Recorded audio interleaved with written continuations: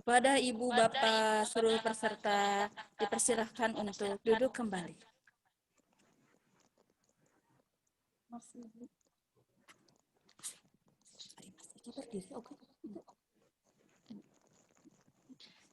Bapak, Ibu yang kami hormati, acara selanjutnya yaitu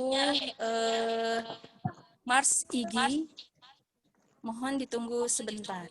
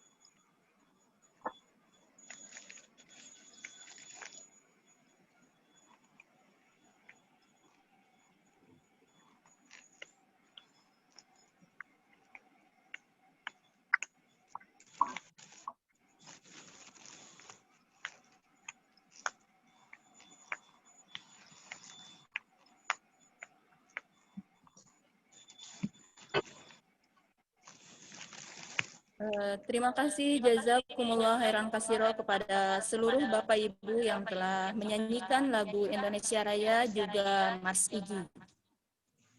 Untuk acara selanjutnya yaitu laporan Ketua Panitia yang akan disampaikan oleh Bapak Nono Kartono. Kepada Bapak dipersilakan.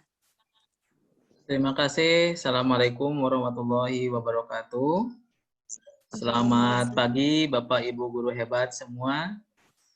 Yang terhormat Bapak Kepala KCD Wilayah 11, Bapak Dr. Asep Sudarsono MPD, juga yang terhormat juga Ibu Ari sebagai narasumber dari IGI Jawa Barat dan merupakan trainer nasional. Dan yang saya hormati juga para pengurus IGI Kabupaten Garut beserta panitia dan para ibu guru hebat semuanya yang saya banggakan. Semoga pada hari ini selalu diberikan kesehatan, kemudahan rezeki yang halal dan baik, dan kita mendapatkan berkah ilmu yang bermanfaat untuk kita simak bersama hari ini, di mana kami atas nama panitia juga pengurus IGI Kabupaten Garut mohon maaf yang sebesar-besarnya atas segala kekurangan dalam pelaksanaan ini, dan mudah-mudahan ke depan kita bisa lebih baik. Tapi terlepas dari itu semua, kami ucapkan terima kasih kepada Bapak Ibu semua yang telah hadir. Semoga kita semua bisa menyimak dengan baik dan bisa mengamalkan mempraktekkan tentang workshop ini dalam kehidupan sehari-hari dalam dunia pembelajaran. Yang mana PTK di sini harapannya gitu ya, alasan kenapa PTK ini perlu dilaksanakan karena merupakan kebutuhan guru, seorang guru gitu, supaya bisa membuat kondusif dalam pembelajaran, juga guru bisa peka terhadap pembelajaran, dinamika pembelajaran di kelas, karena tiap angkatan tuh beda karakter, beda orang, ya beda juga cara penanganannya. Dan untuk meningkatkan kinerja guru menjadi profesional, serta menjadi tugas pokok dan tidak mengganggu tugas pokok sebagai gurunya, sehingga yang diharapkan guru itu punya kreatif, inovatif, sehingga pembelajarannya bisa diperbaiki dan kualitas pendidikan khususnya di lingkungan Bapak Ibu tempat mengajar, wabil khusus di Kabupaten Garut, bisa mengangkat masalah-masalah aktual yang dihadapi guru di lapangan. Itu saja mungkin yang bisa kami sampaikan. Terima kasih juga sekali lagi kepada para narasumber dan termasuk juga Bapak Ketua IGI Jawa Barat, Pak Anwar Sanusi, yang telah luar biasa gitu ya membantu Kabupaten Garut, dan juga Bapak sebagai Kepala KCD Kabupaten Garut. Kami ucapkan terima kasih juga, dan Ibu Ari ya selama berjuang juga gitu ya, membimbing khususnya teman-teman di Kabupaten Garut. Juga di sini alhamdulillah bagi para peserta di luar Kabupaten Garut, apresiasi ya, lumayan udah hampir 60 orang lebih gitu yang berpartisipasi. Mudah-mudahan ini titik awal untuk kemajuan pendidikan di Kabupaten Garut. Insya Allah kita akan mengagendakan lagi ke depan tentang pengembangan SDM guru Indonesia. Akhir kata, jika ada kekurangan dalam penyelenggaraan workshop ini, kami mohon maaf. Selamat mengikuti, semoga bermanfaat untuk kemajuan kita semua. Billahi taufiq wal hidayah. Wassalamualaikum warahmatullahi wabarakatuh.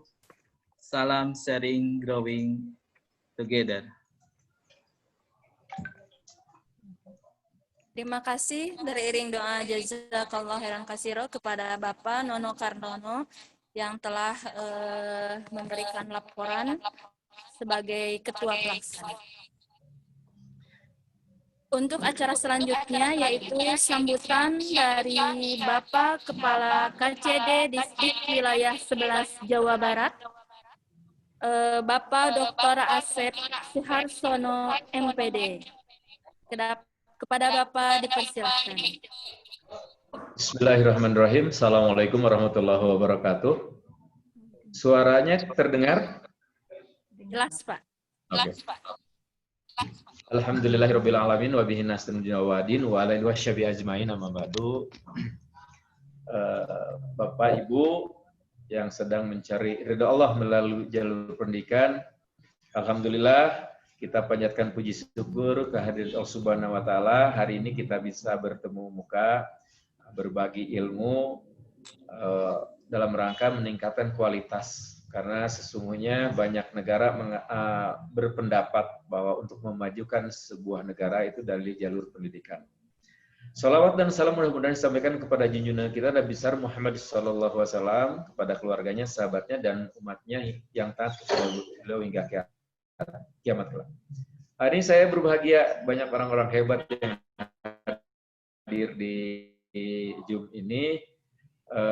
Kita berjuang di masa COVID pandemi ini untuk tetap eksis dengan menambah ilmu. Allah berjanji ya Rasulullah minkum waladina ilmu. Derajat orang yang berilmu. Kemudian orang bijak mengatakan seseorang tidak mungkin memberikan sesuatu yang dia tidak miliki. Jadi tidak mungkin kita memberikan ilmu cara penelitian tindakan kelas. Nah, kalau kita tidak tahu caranya. Alhamdulillah hari ini IGI memperkasai untuk kegiatan ini, membekali kita semua guru-guru bahwa ini adalah kewajiban kita untuk memperbaiki diri. Untuk memperbaiki diri harus tahu dulu apa yang sekarang kita lakukan, kekurangan kita apa, maka ada penelitian nanti yang secara detail akan kita bahas. Jadi intinya saya mengucapkan selamat kepada Igi dan kepada kawan-kawan yang hari ini hadir Zoom ini, mudah-mudahan jadi amal soleh bagi kita semua, gitu ya. Igi dengan tekad yang kuat untuk memajukan pendidikan, saya apresiasi, sangat baik. Selamat mengikuti kegiatan ini dengan baik. Saya percaya kawan-kawan akan menerima informasi yang banyak dan mampu mengimplementasikan di sekolah masing-masing. Saya lihat juga narasumbernya hebat-hebat. Ini terima kasih atas kehadirannya. Saya atas nama Dinas Pendidikan Provinsi Jawa Barat, dalam hal ini sebagai Kepala Cabang Dinas Pendidikan Provinsi Jawa Barat Wilayah 11, mengucapkan selamat mengikuti kegiatan ini. Dan kita berdoa, mudah-mudahan Allah memudahkan kita semua dalam menerima informasi dari kawan-kawan. Dan juga intinya mampu mengimplementasi apa yang kita dapatkan hari ini di sekolah masing-masing. Karena Rasulullah sangat berkata, amalkanlah ilmu itu satu ayat. Selamat mengikuti kegiatan ini dengan baik. Assalamualaikum warahmatullahi wabarakatuh. Waalaikumsalam warahmatullahi wabarakatuh. Terima kasih, teriring doa jazakallahu khairan katsiro kepada Bapak Kepala KCD yang telah memberikan sambutannya. Bapak Ibu yang kami hormati, kita menginjak kepada acara inti hari ini, yaitu materi 1 dan materi 2. Mari kita siapkan hati dan pikiran kita agar kita dapat menyerap. Dan yang paling utama tadi Bapak sampaikan, mengimplementasikan dalam kehidupan kita sehari-hari. Marilah kita tempatkan diri kita menjadi gelas yang kosong, yang haus akan ilmu, begitu juga dengan pengetahuan-pengetahuan. Maka oleh karena itu, ketika kita siapkan hati dan diri kita, maka Allah akan mengiringi setiap jalan kita dan memudahkan jalan kita, sehingga dengan ikutnya kita di kegiatan ini dicatat menjadi amal soleh, juga dapat memberikan kontribusi bagi kita sendiri maupun bagi lembaga kita, sehingga kita memiliki kemampuan dalam menyusun PT. Untuk acara materi akan dimoderatori oleh Ibu Ita. Kepada Ibu Ita Oktavia Rahayu MPDI, dipersilahkan.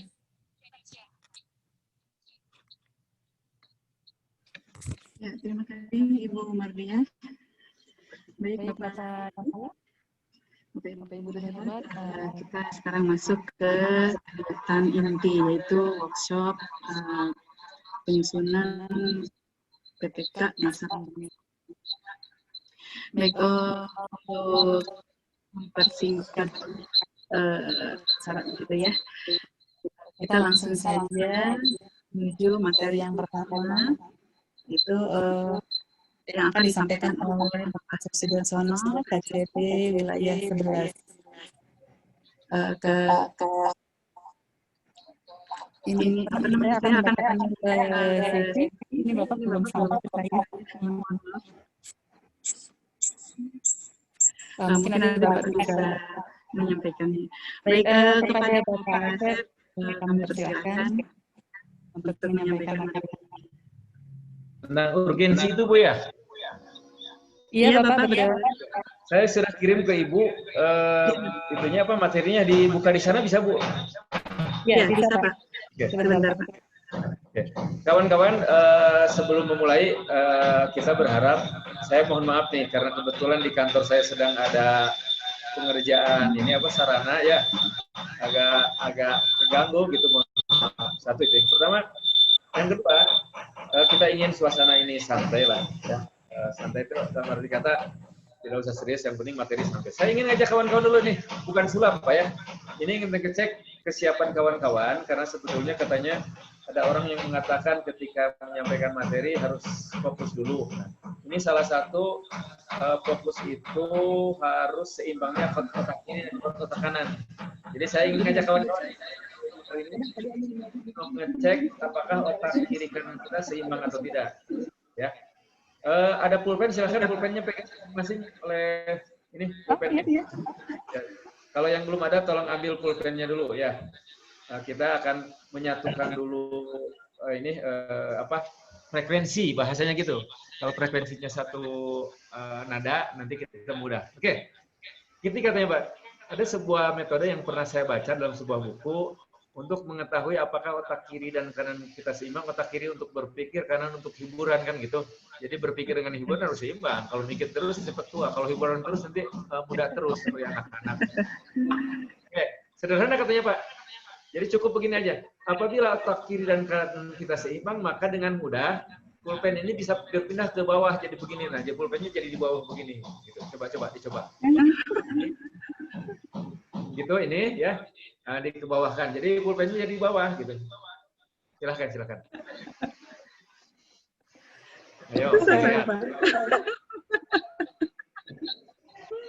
Ayo, udah dicoba. Ulangi, Ibu coba yang tampil di layar. Ini Bu ya, di bawah. Nah, gitu. Coba Bu.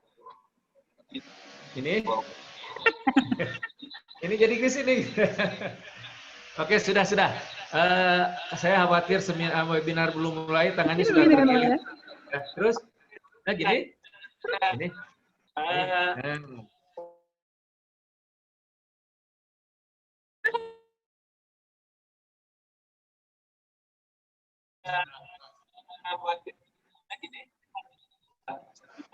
Oke, setelah saya terdengar jelas. Suara Bapak terdengar, Pak. Cuman nomornya agak sedikit.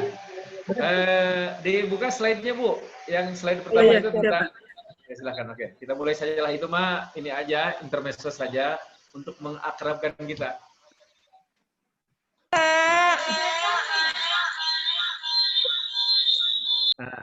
Oke, jadi urgensi penelitian tindakan kelas. Jadi urgensi itu dari bahasa Indonesia ya. Kenapa kita penting berkaitan dengan penelitian tindakan kelas kan gitu intinya Bu ya. Saya tutup dulu ini, saya menggunakan 2 HP 2 suara ya. Jadi supaya tidak ini. Kebetulan kita khawatir tadi tidak ini. Oke, Bapak Ibu yang saya hormati. Yang kedua Bu, yang slide-nya di slide sokan aja Bu. Yang slide kedua Bu. Oke. Oh iya. Tentang pengertian. Ini saya tidak mengajari karena nanti ada yang khusus membahas tentang PTK. Tapi urgensi penelitian. Pertama begini, pengertian ada beberapa di slide kan aja biar kebaca. Tapi nanti juga kita akan share dengan kawan-kawan lain Bu ya. Banyak pendapat yang berkaitan dengan penelitian tindakan. Halaman berikutnya sebelumnya Bu. Yang kita pakai sejak saya kuliah itu D3 di Unpad, S1 di UPI ya. Yang kita pakai ini Pak Arikunto dia pakarnya di bidang penelitian. Bahkan saya pernah mengajar statistik yang dipakainya Arikunto gitu ya. Di sana ada isinya lagi gini, PTK. Karena penelitian tindakan kelas, ada penelitian, ada tindakan, dan ada kelas. Kalau kita lihat penelitian, kawan-kawan sudah tahu ya, dia mempunyai arti. Ada yang mengatakan, Pak Arikunto mengatakan bahwa penelitian adalah kegiatan mengamati suatu objek. Gitu. Nah, tapi menggunakan kaidah. Jadi tidak hanya mengamati begitu saja, ada kaidah metodologi. Untuk mendapatkan data. Diharapkan data juga data bagus gitu ya, jangan data asal-asalan. Orang statistik ketika mengadakan penelitian biasanya menggunakan Excel, bisa menggunakan SPSS. Nah, sekarang yang penelitian kuantitatif biasanya ada orang-orang yang sedikit nakal gitu ya, membuat ini masukkan data di modul datanya hitungannya. Nah, jadi hasilnya memang valid dan sebagainya. Jadi yang pertama itu. Kemudian penelitian yang disebutkan tadi, kegiatan mengamati suatu objek dengan menggunakan kaidah metodologi. Kemudian ada tindakan. Nah, tindakan ini disebutkan oleh Arikunto itu perlakuan yang sengaja. Jadi tidak asal-asalan. Kalau sengaja itu diniatkan ada di perencanaan. Jadi kalau kita guru, saya juga guru, jadi kalau kita sengaja akan ngajar, maka kita mempersiapkan perencanaan. Kemudian ada perlakuan yang sengaja, kemudian ada tujuan.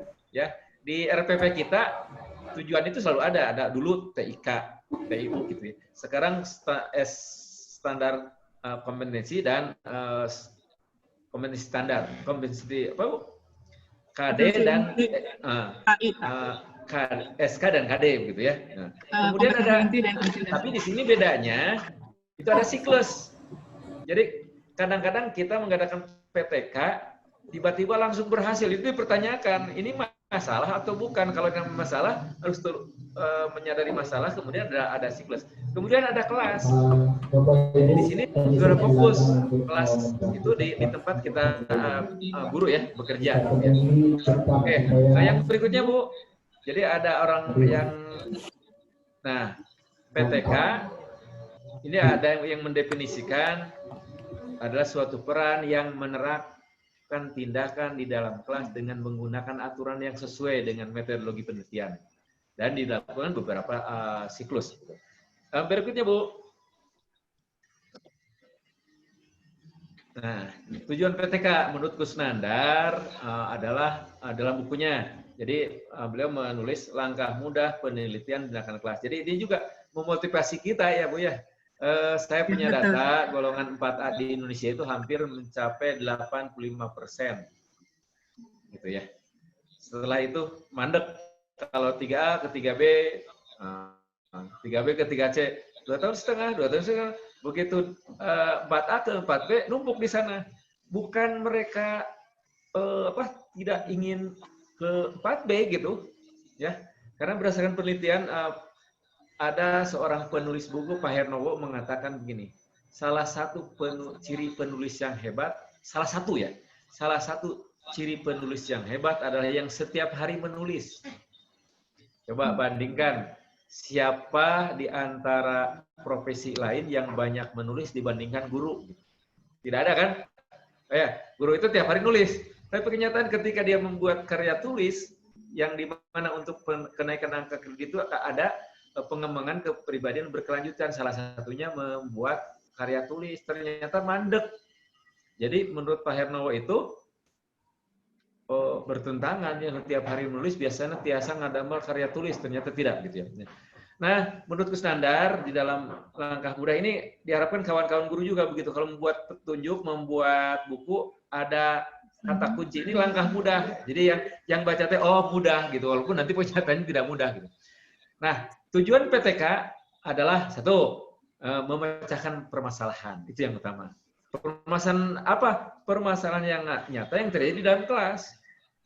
Jadi kalau kawan-kawan selama ngajar tidak ada masalah, ini perlu dicurigai gitu. Apakah ngajar atau tidak gitu. Karena pasti kan dengan perkembangan teknologi di sekitar kita ya harus ada permasalahan. Yang kedua, meningkatkan kualitas praktik pembelajaran. Ilmu guru harus bertambah setiap hari. Ada orang mengatakan untuk menjadi kalau guru pintar, insya Allah siswanya pintar. Untuk pintar maka guru harus melakukan 3 hal. Ada install pengetahuan, ada install pemahaman, ada install pengalaman.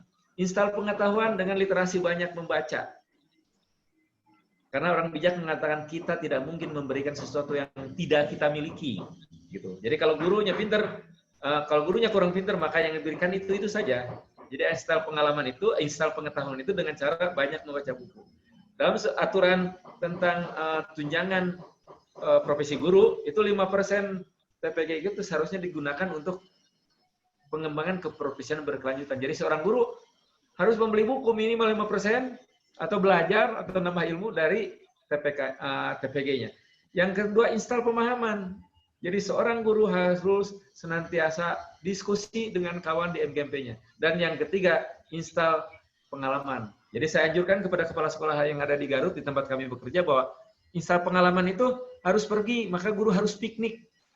Saya bilang begini ke orang Garut, kita malu kalau guru tidak piknik, dodol aja piknik, gitu kan. Nah, diharapkan misal pengalaman, karena kalau tidak kita berkunjung ke tempat itu tidak mungkin merasakan suasana seperti itu. Maka saya berharap guru-guru di Indonesia seperti di luar negeri, setahun sekali libur. Memang guru banyak liburnya, gitu. Tapi libur itu kepaksa karena tidak ngajar. Tapi saya berharap ibu-ibu, bapak-bapak yang menjadi guru mencadangkan uang untuk install pengalaman. Install pengalaman itu harus pergi, gitu. Ya, harus pergi. Jangan berbicara tentang Singapura, katanya, gitu ya. Nah, harus pergilah. Jadi minimal guru Indonesia pernah ke Singapura, ke Vietnam untuk dibanding. Kemudian yang ketiga adalah peningkatan relevansi pendidikan. Ya, nah, jadi peningkatan itu harus melalui proses pembelajaran. Yang selanjutnya, Bu. Nah, yang keempat, dulu ada namanya PKG, ya PKG. Jadi PKG itu pola kerja guru, pelatihan kerja guru, di mana dia dilatih nih, mengumpul dulu di sebuah sanggar, kemudian dibicarakan perencanaannya. Minggu ke depan si guru inti ini datang ke sekolah untuk ngecek. Karena sebetulnya kekurangan kita adalah sering latihan tapi tidak dipraktikkan. Dengan menggunakan in dan on itu adalah praktek dulu diskusi, nanti guru intinya berkunjung ke sekolah. Kemudian dari hasil bertemu dengan kawan-kawan guru itu kumpul lagi apa kekurangan dibahas. Kalau sekarang tidak seperti itu gitu karena mungkin terlalu banyak. Jadi sebagai alat training in service ya, melengkapi guru dengan skill bahwa guru yang ngajar jangan itu saja, menyesuaikan dengan perkembangan zaman. Dan itu akan muncul kalau seusia guru biasanya malas belajar, biasanya tidak semua tapi ya. Tapi kalau misalkan membaca sulit maka berkumpullah hal yang perlu dilakukan. Kemudian yang kelima adalah alat untuk lebih inovatif terhadap pembelajaran. Jadi kalau ada guru yang sudah diprediksi pembelajarannya oleh siswa itu kurang bagus, pasti guru ini akan memberikan ini. Nah, itu sudah diprediksi oleh siswa. Nah, makanya seharusnya dengan PTK ini ada inovasi-inovasi lain yang memberikan pembelajaran secara tiba-tiba yang tidak diprediksi gitu. Ya. Kemudian yang selanjutnya peningkatan mutu hasil pendidikan. Jadi melalui apa? Perbaikan praktik pembelajaran di kelas. Kan dengan begini, sekarang dulu kita tidak terbayang akan pembelajaran daring. Maka kawan-kawan guru mengeluh berkaitan penggunaan TIK. Tapi sekarang sejak bulan Maret 2020 kita dipaksa, gitu ya. Maka kalau guru yang bagus itu beradaptasi dengan lingkungan. Pak Gubernur mengatakan AKB, adaptasi kebiasaan baru. Seperti itu. Jadi peningkatan kualitas pembelajaran. Kemudian juga meningkatkan sikap profesional pendidik dan tenaga pendidikan. Bahwa guru itu harus profesional. Profesional itu ada dua. Satu, kompetensi. Dua, salary. Ya, kompetensi itu guru ada beberapa kompetensi yang harus dikuasai oleh guru secara tersebut. Dan salary otomatis kalau guru sudah kompeten, maka bayarannya lah bahasa kita itu akan lebih tinggi. Kemudian yang selanjutnya adalah peningkatan efisiensi pengelolaan pendidikan. Nah, peningkatan ini perbaikan proses, intinya perbaikan proses pembelajaran. Gitu ya. Lanjut, Bu. Di halaman 2. Nah, karakteristik PTK ini nanti secara detail akan dibahas oleh kawan-kawan narasumber bagaimana cara PTK dilakukan. Ini karakteristik. Menurut Ibnu dalam Akil itu memaparkan PTK memiliki karakteristik dasar. Satu, tindakan berdasarkan masalah yang dihadapi oleh guru. Nah, pertama harus menyadari ada nggak masalah gitu. Misalnya kalau tahun ini, kalau ujian nasional, misalkan UNBK yang kita pakai sebagai tolak ukur untuk sementara, walaupun tahun depan tidak ada. Tahun yang lalu rata-ratanya 70. Tahun ini usia saya kan bertambah 1 tahun, berarti diharapkan pengalaman usia bertambah, pengalaman bertambah. Tetapi ternyata nilainya masih 70. Itu kan masalah gitu ya. Usia bertambah tapi nilai siswa berbeda. Maka perlu menyadari bahwa PTK ini adalah tindakan berdasarkan masalah yang dihadapi. Kemudian adanya perpaduan dan pelaksanaan dan pelaksanaannya gitu. Yang ketiga, peneliti sebagai media yang melakukan refleksi. Jadi kata siapa bahwa peneliti itu harus orang hebat di perguruan tinggi. Kita juga bisa jadi peneliti. Peneliti itu kan mencoba mencari solusi dari masalah yang kita hadapi. Kemudian tujuannya adalah memperbaiki atau meningkatkan kualitas praktik untuk profesional. Jadi itu, ya. Kalau misalkan kita bermaksud memperbaiki diri, Rasulullah pernah mengatakan dalam salah satu hadis mengatakan gitu, manusia itu tidak pernah, manusia itu bukan orang yang selalu tidak, manusia itu pasti melakukan kesalahan. Tapi orang yang baik adalah yang ketika salah menyadari kesalahannya dan bertobat, gitu bahasanya gitu ya. Jadi di sini intinya kita coba lihat apakah selama kita mengajar ada peningkatan atau tidak. Nah, jadi kita coba perbaiki melalui PTK ini. Kemudian dalam karakteristik PTK yang agak beda dengan penelitian yang lain, dalam pelaksanaan terbagi beberapa siklus atau periode. Itu karakteristiknya. Kemudian lanjut, Bu. Nah, sekarang prinsip-prinsipnya. Ini yang harus kita ingatkan, kawan-kawan. Pertama, kita kan tugas kita ngajar. Ya, ada 4 tugas guru: merencanakan, melaksanakan, mengevaluasi, dan tindak lanjut. Kita mengadakan PTK jangan meninggalkan tugas itu, tugas utama kita. Kemudian masalah siapa?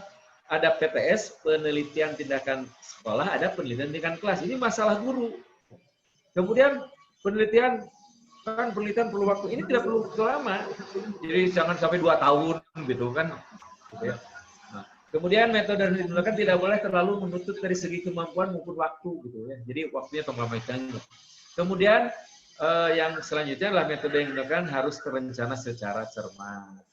Kemudian yang selanjutnya permasalahan atau topik-topik yang dipilih harus benar-benar nyata dan menarik.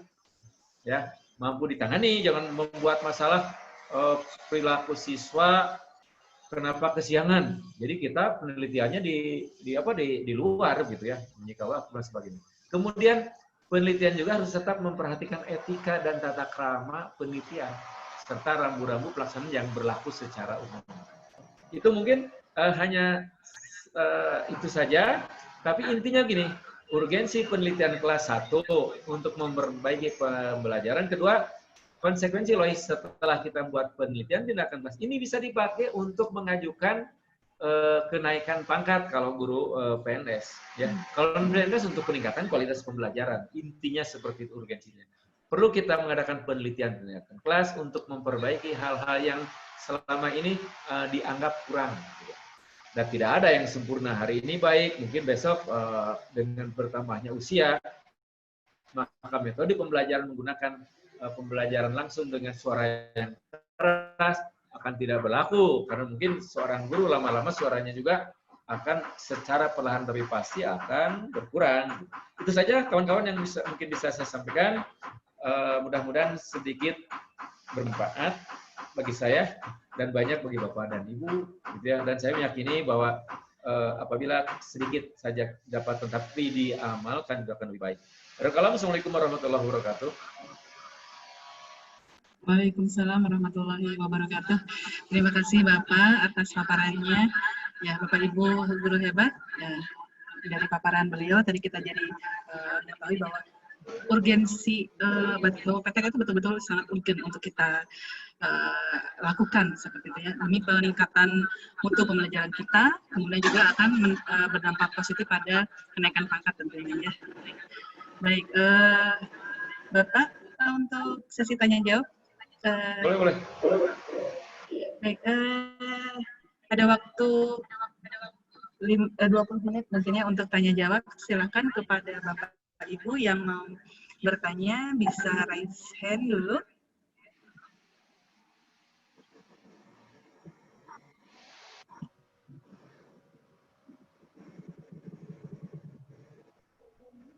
Silakan. Mumpung masih ada Bapak di sini begitu.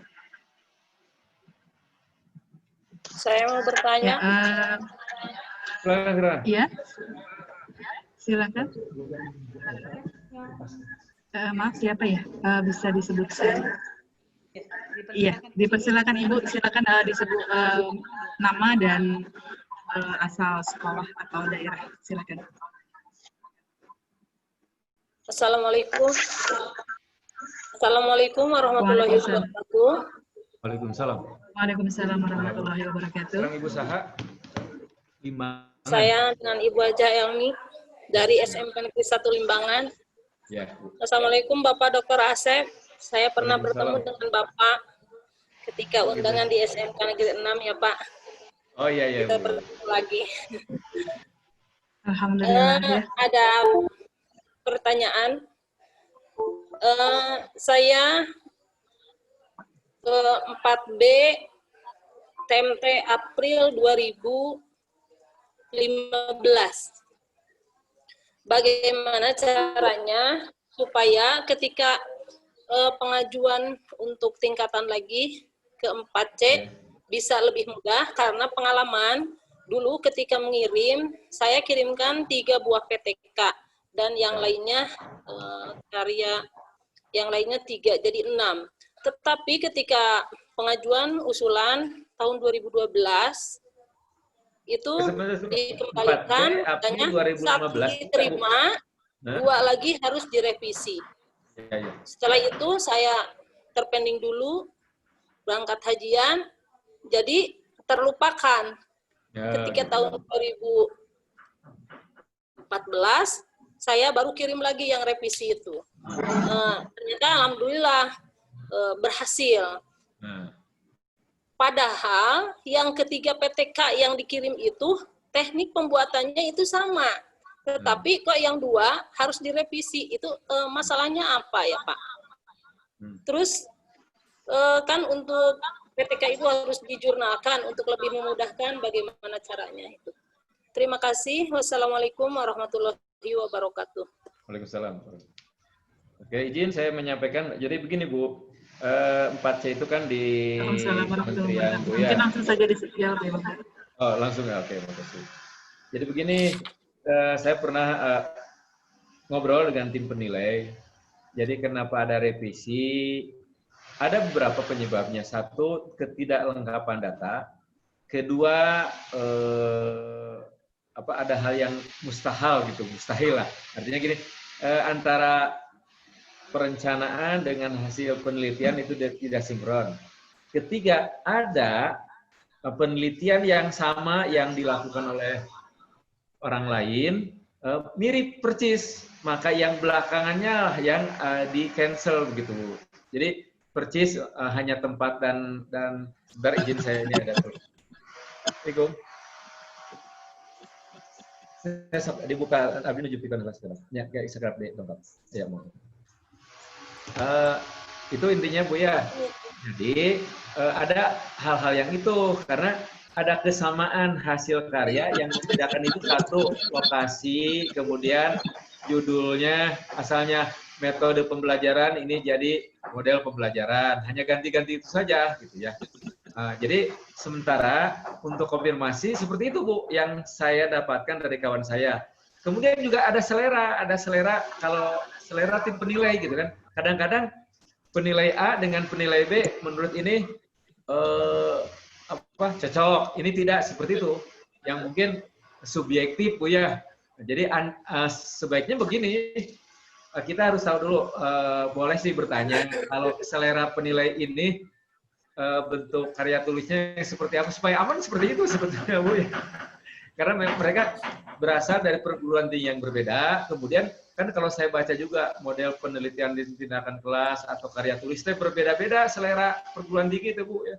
Sama dengan skripsi, dengan skripsi, kemudian tesis dan juga disertasi yang dibuat oleh kita, ketika dosen yang berbeda dari perguruan tinggi yang berbeda, ini benar, salah menurut ini. Terus kita betulkan menurut ini, yang ini salah gitu. Seperti itu Bu. Ya tapi yang ini mah berdoa sajalah kepada Allah Subhanahu wa taala gitu ya. Setelah kita berusaha. Itu saja Bu mungkin ya.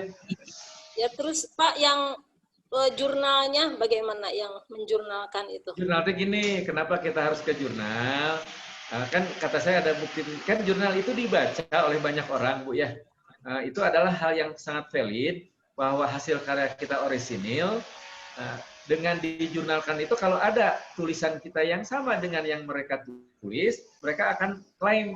Nah itu, jadi sebetulnya kalau kita mengupload di jurnal, si penilai itu kan kita hanya menuliskan saja, saya membuat karya tulis jurnalnya di sini. Tinggal dicek, dilihat di komentarnya ada nggak yang komplain. Kalau ada yang komplain berarti karya tulis ini tidak asli, gitu. Seperti itu, Bu. Jadi yang paling aman di jurnal. Jadi yang dipercaya oleh mereka itu kan jurnal juga hati-hati, apalagi jurnal internasional dia tidak akan menerbitkan karya tulis yang abal-abal bahasanya begitu. Berarti dalam arti Pak, kalau udah dijurnalkan tidak akan ada revisi berarti. Jurnal itu kan ada, Bu. Jadi tetap ada restriksi. Gini, dijurnalkan itu kan kita menampilkan hasil karya kita, bahwa hasil karya kita bukan karya orang lain. Beda, karya orang lain kan disembunyikan di jurnal mah disebar gitu. Tapi bukan berarti yang di jurnal itu yang bagus. Karena kan tidak ada yang memeriksa. Tetap saja sesuai dengan kalau Ibu tanyakan bahasanya gini, hasil karya Ibu dikembalikan, harus diperbaiki. Kalau perlu catat kontak itu yang diperbaiki yang mana, kan gitu, Bu. Ya. Jadi supaya jelas. Jadi kita memperbaiki jangan banyak. Ketika revisi diperbaiki yang harus diperbaikinya. Udah berhasil, alhamdulillah gitu. Alhamdulillah. Tetap judulnya gitu. Tapi untuk menaikkan pangkat selanjutnya saya ingin ada kemudahan. Begitu. Caranya bagaimana? Insya Allah, Ibu. Kalau nama Ibu di sana sudah bagus berkaitan karya tulis, di sana mudah. Karena sebetulnya kalau untuk yang tugas kita ngajar itu terpenuhi 3 tahun juga, Bu, untuk naik itu. Cuma kendala di itu. Insya Allah lah, Bu.